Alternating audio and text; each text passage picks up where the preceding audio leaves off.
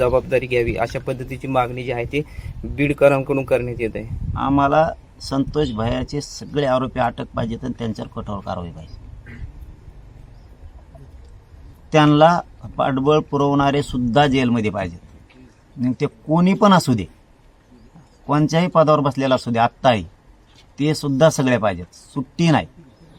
कोण करायचं आणि काय करायचं ते माझा प्रश्न नाही.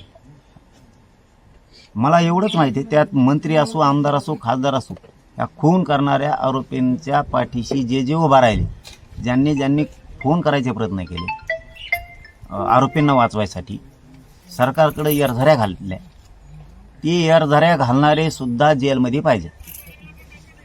त्यांना अजिबात सुट्टी नाही. तो महाजन कशाला मागं ठेवलाय? त्याला कसं का बडतर्फ केलं नाही? आणखी याच्यात आणखीन 4-2 पोलीस आहेत, तेही का नाही घेतले? ते आरोपी कुठे गेले? ते मुख्य आरोपी 2-4 जण आणखी